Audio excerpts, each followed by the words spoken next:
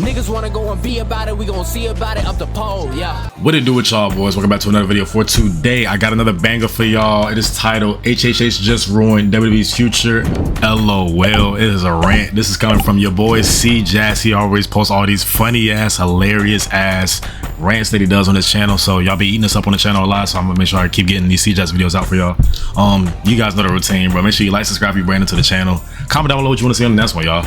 I ain't waste no more of you guys' time, bro. It's been long enough. Let's see what let's see what he's talking about. Now, forever, together. That's WWE's tagline. You know, I find it very fitting because the booking was bad then. It was bad in the past. In recent memory. It's bad now. Oh my and if God. he continues this booking, it's going to be bad forever. And because of the bot fans and the bad crowds who don't even know how to react to the garbage that they're getting, it's going to be bad together with the booking from WWE and Triple H and with the fans. So it's very, very fitting. At the end of the day, WWE's immediate future and their midterm / long-term future is absolutely screwed. Okay. And this is obviously due to Triple H, the gamer, Fina, garbage, aura, Feed. That's what we're gonna get because Triple H has no idea what he's doing, and his bad planning has led us to this. We already know that Triple H is labeled the long gamer, Triple H the long gamer. Everything's planned out. No, it's not.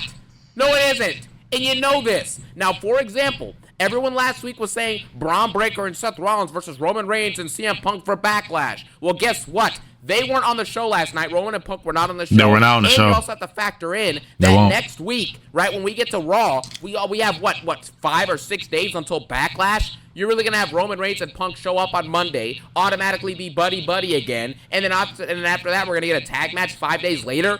It's forced. It's not going to work even if it happens. And you know that nothing is planned in the long-term booking stuff with Triple H is an absolute lie because it got exposed last week by The Rock. He literally said that the John Cena heel turn was thought of on the fly. The Cody selling his soul gimmick was thought of on the fly. I did hear about that on Twitter. Cody that could happen later this year was thought of on the fly. Everything is thought of on the fly. So don't give me the excuse that, oh, well, Triple H is a long gamer. Everything's thought out. No, it's not. No, it's not. And we're going to talk about why the Seth Rollins storyline may already be in shambles now. Like, as of last night of Raw, it's already done. Because I see a vision. I need to hear about this. Zayn could potentially become world champion by next year. And that already renders this Seth Rollins storyline null and void and meaningless trash. Then you also have to factor in the crowds are atrocious. And the reason why the crowds are atrocious is because they're getting bad content. Goodness gracious. Everyone's complaining about, oh, well, the Kansas City crowd sucked. The SmackDown crowd sucked. Well, yeah, number one, you're in no-name cities. And number two, what do you expect the crowd to do when they're getting bad content? Like, I don't get it. Everyone sees the crowd sucks and they're blaming the crowd and not the content. Well, maybe the crowd doesn't resonate. It doesn't like the content. You know, Triple H says the internet isn't real. You know what I mean? The internet's fake. If you don't like it, you know, stop watching as a fan or stop watching as a critic. Just watch as a fan. Don't analyze the stuff you're watching. You know what I'm saying? If you don't like our content, then F you. You know, F off. What? That's how you treat your fan base. And the crowds are supposed to be coming in person into these arenas and giving you big pops for everything? No. That's a fair point. And that's not how it's gonna work, and that's not how it's been working. We saw it at Vegas in the Mania crowd. The Mania crowd was atrocious night one. It was trash. When you have no engaging storylines and no good booking and no good feuds and nothing like that, and the championship reigns are all pretty stale, why in the world would the crowd care? There's no reason to care. And the ticket prices, as insane as they are, you have what? Bro, I saw this right here actually on Twitter from this same exact account right here. Bro, 40K. I know part of my little thing is like covering it up right here, but 40K for some seats, some front row. I want to say that's ringside, yeah, front row seats for SummerSlam, bro. How do you expect? I don't even understand. Like, why are the prices like this?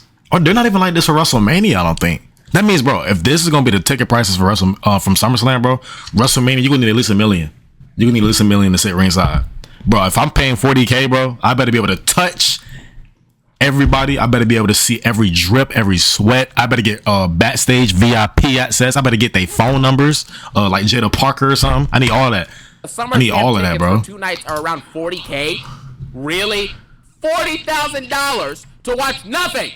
You know the SummerSlam card, if If it has 4 or 5 good matches, that's it. That's all you're getting is maybe 4 or 5 good feuds and matches for SummerSlam. That's all you're getting. And you mean to tell me that that's worth $40,000? Really? I mean, come on, man. This year is already screwed, and let's explain why. Number one, Triple H is already doing damage control for the awful performance he's had this year so far and for the awful Mania build and the garbage Mania that we just got. The way he's doing damage control for this is basically by giving us 5 PLE/special event shows in the span of like 80 days. So from May 10th, which is Backlash, all the way to August 2nd, which is a 2-night SummerSlam. Yeah. So you basically have dang near 5 or 6 special shows at this point. We're going to get like, I think 5 PLEs, or yeah, 5 or 6 PLEs. So you have Backlash is May 10th. You have Saturday Night Main Event is later on in the month. And then you have Money in the Bank is on June 7th, I think. Then you're going to have a unnamed Saudi Arabia pay-per-view, I think, in June or July at some point in there. And then you're also going to get SummerSlam, which is 2 nights now. So you're getting all of that shoved in from May 10th to August 2nd, which is like I don't know, a little less than 3 months, right? That's like, a like lot of days. events. You're getting 5 PLEs, Getting special shows. very clustered. It's embarrassing.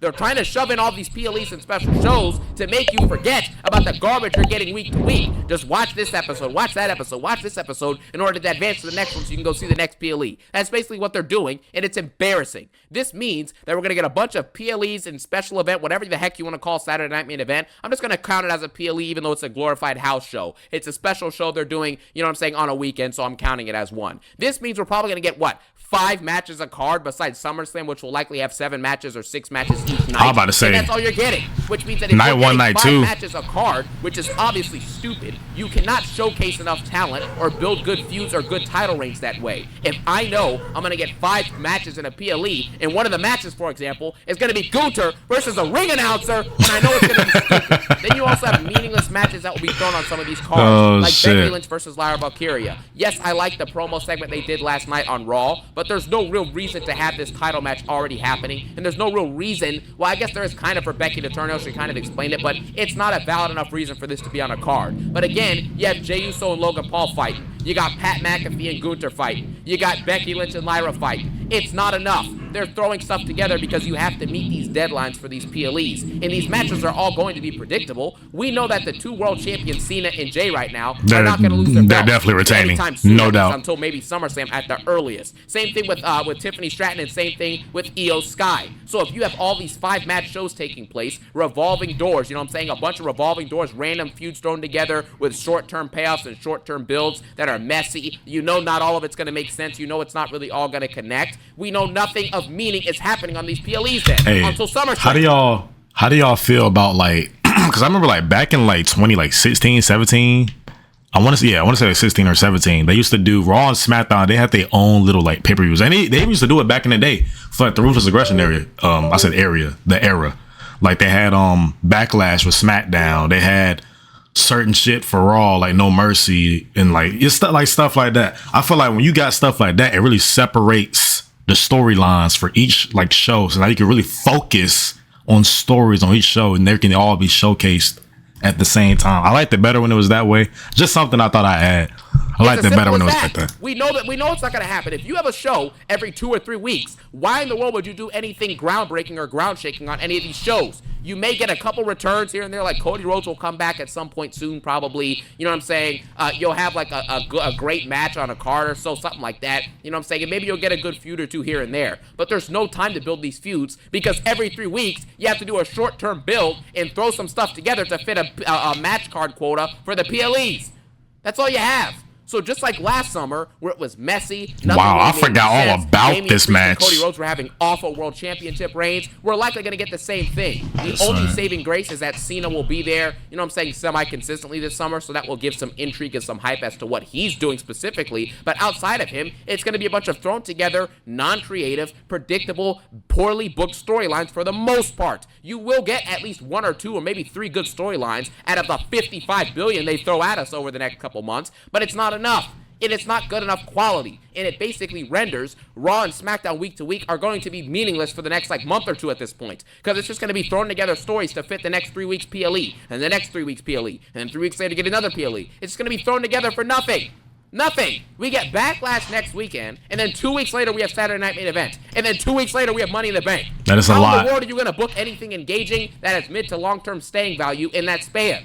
It's not going to happen. That is a lot to fit in. Last summer with Damian Priest and Cody Rhodes having horrendous championship reigns and us having boring feuds and monotonous garbage until like the beginning of July to when SummerSlam happened is when things actually started to heat up and become pretty awesome. But outside of that little span, that 1 month span, it went back to being garbage immediately afterwards. It's not enough. And you cannot book mid to long-term stories, like I said, when you have to build for something every 3 weeks or every 2 weeks. You got to make something up for a PLE. We're about to get Money in the Bank. Money in the Bank is probably outside of like the big 4 PLEs, which honestly, Money in the Bank, honestly, at this point is starting to feel bigger and more important than Survivor Series in many cases, because the War Games matches have been garbage. Nobody cares about the War Games matches unless it's the Bloodline involved, and that's the only match that ever tends to matter on the Survivor Series card the last few years. So outside of that, you might as well scrap War Games and just go back to doing normal Survivor Series, 5v5 brand versus brand at this point. You know, outside of that, you have SummerSlam, you have Mania, and you have the Royal Rumble, right? Outside of those, you have what? The Money in the Bank and the Chamber are probably the 2 biggest ones outside of those big 4 PLEs. I would like Money in the Bank is going to be thrown together with 2 weeks of build-up. This is embarrassing, man. What kind of stuff is that? One of the bigger PLEs of the year and it's thrown together in 2 weeks? You know, it's not going to work. And on top of that, the fans are not going to be able to attach themselves to any of these storylines. This is why you get all these weird reactions. The Rollins faction is supposed to be heels who are getting booed. They're supposed to be maniacal heels. And all of a sudden, they're not getting booed. You have, whoa, you have people chanting for Braun Breaker, who is a face, you know what I'm saying? I don't even know what he is. He's not a face, he's not a heel. He just goes around and spears people and barks, and it's over with the crowd. That's all he is. Paul Heyman hasn't even uttered a word yet, basically, on the mic since he's done this turn, because there's no reason for it happening. If you have no reason to justify this stuff, why should the crowd care? And that's why you get these mixed reactions. CM Punk partly getting booed and then getting cheered. Roman Reigns getting massive cheers. No one knows what to do with any of this stuff. Becky Lynch, they're chanting one more time for Becky Lynch to manhandle Slam Lara Valkyria last week. They're chanting one more time for Braun Breaker to spear Sami Zayn last night for the 5th time. Sami Zayn is the babyface here, and they're cheering for him to get speared. This is bad booking. The crowd has no idea how to react to it because they're like, oh, well, I mean, there's no reason for this, so we might as well just treat it like a normal other Raw or normal house show. That's how it's being treated because the storylines are not being treated with care. This new faction with Rollins and Braun Breaker and Heyman has no reasoning. It has no chemistry. It's not entertaining. It's not engaging. You know what I'm saying? The actual potential of it is decent. It could be cool eventually, but right now this is stupid. And I'm already telling you right now, Sami Zayn, the next year's Royal Rumble, I think, is in Saudi Arabia. So Sami Zayn is likely going to win the Royal Rumble. And you know, I was talking about this with my brother and a couple other people. They're going to be in Saudi for that Rumble. If you think this is not the guy they have going over, come on, bro. Who else is going to be? Because honestly, if it's not Sami Zayn or maybe Braun Breaker, if they continue to build him how they've been building him, I don't see who else is winning that Royal Rumble. And then there's obviously, they've already planted the seeds, obviously, that Sami Zayn, at some point, he got to win the world title, bro. He got to. He just has to. And then Seth might be the guy he get it off of. So Seth, at some point, he's going to run into Jay. Maybe that is the SummerSlam match. Maybe it's Jay versus Seth. I don't know. Who's going to win the briefcase? Is Braun Breaker going to be Mr. Money in the Bank? Who's going to be the next member of this group if they are going to have a next member? Because if this is going to be like shades of like Evolution, technically, Heyman is like Ric Flair in the sense, the manager. I mean, Rick wrestled too, but it's a little different. Heyman's like the manager. Seth is the Triple H of the group. Breaker's like the Batista, I feel like. We need like a young upcoming talent like Randy Orton. Like who would that guy be? It ain't gonna be Theory. Because I mean, Theory would fit perfectly. But I mean, at this point, he's still doing his little thing with Grayson Waller. So that's not gonna ever happen. So I mean, we'll see how things play out. What they're going to do is later this year, Rollins will probably win the world title, and they're going to do a dynamic where Sami wins his Rumble and then wins his first world title at next year's WrestleMania 42, beating Seth Rollins. It has to be. See? They're going to paint it into a narrative of like, oh, Seth Rollins has taken over. He has everything. They have everything. Him, Braun, and Heyman, and whoever else they add. They're in control of everything. Who will come up and uprise against the big faction and take them down? And obviously, Sami Zayn gets the ultimate good guy moments at Manias every single year, basically, at this point, besides this year. So ultimately, Sami Zayn will take the world world title from Seth Rollins by next year's WrestleMania. Book it, mark it, we know it. It's going to happen most likely. If they don't do that, I would genuinely be a little bit surprised. You know what I mean? It's just as simple as that. So Jey Uso's going to lose that belt probably by SummerSlam or something like that, and that's just what it is. You know what I mean? That's the long-term booking you get, is Sami Zayn probably winning a world title. That's what you're getting after a bunch of messy short-term, mid-term booking. So it's just none of this stuff is going to work. You cannot focus on Raws and SmackDowns being good and getting the effort and the quality that they deserve while also throwing stuff together to meet PLE match cards and what's it called? Meet the day that the PLE is actually happening.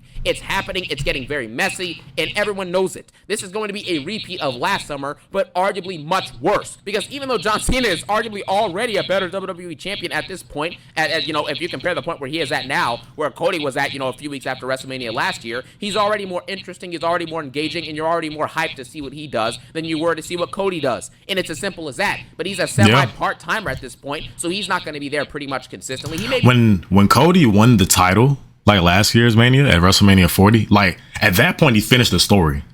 Like when he was chasing the title, like that was like his thing. Oh, I just dropped something on my desk. That was like his thing. He was chasing the title. You know what I'm saying? But once he finished the story, it's like, okay, like now what? Like where do we go from here? Because like you finished the story, you finally beat Roman, you finally got the title, you finally got to make your dad proud, all these elements to the story. And I was like, where do we go now? And then I think at that point he sparked up a feud with AJ Styles, kind of out of the blue, and then that kind of was like the reoccurring theme going on the entire year through his reign. 2 or 3 weeks out of the month, which is not bad, but it's not great either. You know what I mean? And then you have Jey Uso, his reign is already bad. Nobody cares about this. This guy's going to be a transitional champion just like Damian Priest. So it's not a good look. Yeah, I give it to SummerSlam. Suffering. SmackDown has WWE champion who's not even going to be there sometimes. And so your main event segments are likely going to be stuff revolving around the U.S. title or the Women's WWE Championship, which Tiffany is not going to be able to anchor that show as the main attraction. You know that. You know it. So why are we even doing all of this? It's going to be a disaster. And the last thing I'll say about this is one of the last points I want to talk about. The part-timers, right? Speaking of John Cena, this part-timing stuff is going to cause WWE to suffer in this short-term booking if this continues. I do hope, and I kind of think that Roman and Punk will be back at least within the next month by Money in the Bank at the latest, But if they're not, it's just going to make for bad episodes week to week. At this point, you have no Roman Reigns. You have no CM Punk. Cena's part-timing it up. Cody Rhodes isn't even there. You know what I mean? And Seth Rollins is in a boring storyline that's not even that good so far. So none of this stuff is working. None of your top stars are even there, some of them, you know what I'm saying? And then the other ones are not even doing anything of meaning or value. So where in the world is there going to be intrigue, hype, and impact for this summer of WWE? We want this to be exciting. We want this to be awesome. The summer of Cena, the summer of all this stuff, etc. But it doesn't look like it's going to happen. The Seth Rollins faction is botched so far. Both of the women's championship reigns are just going to recycle a couple feuds, like Nia Jax will come back to fight Tiffany probably for Backlash, and then you'll get Rhea Ripley probably feuding with Io Sky in the next month or something like that, or some nonsense again. And they'll do short-term booking time after time until SummerSlam, so we can breeze through all these PLEs in the span of 7 weeks. We're getting 3 or 4 PLEs at this point, and that's what we're gonna get. It really is as simple as that. If you don't have your bigger stars on the show, there's no reason to tune in week to week, so people will only watch these PLEs and see these meaningless, garbage, thrown together matches, and this will set up the lack of hype and intrigue for SummerSlam, which will then probably struggle to sell tickets. It's a massive stadium. You're charging $40K for front row seats. What is that? It's embarrassing, man. Unbelievable. So the part-timing stuff is going to hurt them for the short term. You have no stars showing up. You have the short-term booking is just going to be a mix of awful TV on Raw and SmackDown consistently probably for the next few months until maybe SummerSlam. So all in all, your midterm future is ruined. Your long-term future may be in jeopardy. And obviously, we don't need to talk about the past and the current because we already know it sucks. And the Mania we just got in the build we got to it was garbage. So with that being said, that's what I think about WWE's immediate future being absolutely atrocious due to bad booking and bad planning from the gamer Triple H. Fine. And I can't stop thinking about Have a great day. Peace out in one love. Shout out to Cjax for that video. That video was actually hilarious, but very informative. He's not, no nonsense out of 10 when he makes these kind of videos. He's not really telling not one lie. I mean, that the past, Past few weeks, you know, for WrestleMania build, now the Mania's over and stuff has been pretty lackluster, and now they have to follow up with everything they have going on right now. I'm Cena and Orton, you know, that's gonna be interesting to see how that goes. Is that just gonna be like a one-off feud, or they're gonna just continue to feud? Rollins and Zayn, look like that's gonna be a feud. I don't know if Zayn's gonna get written off at this point because he just got speared like 18,000 times on Raw this past Monday. So, you know, interesting to see how that works. Interesting to see how everything will work, honestly. SummerSlam looks like it's gonna be a massive event. 2 nights, 40K for a ticket is crazy, but they definitely need to do something.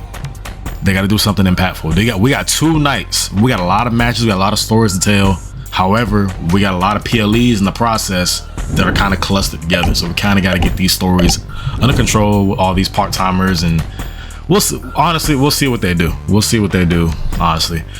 Once again, big shout out to Cjax for the video, man. You doing an amazing job on your channel, bro. Can't stop thinking about Pong, Fiend. Make sure you guys like, subscribe, be brand new to the channel. And as always, I will catch you guys in the next video. Comment down below what you want to see in the next one. Peace out.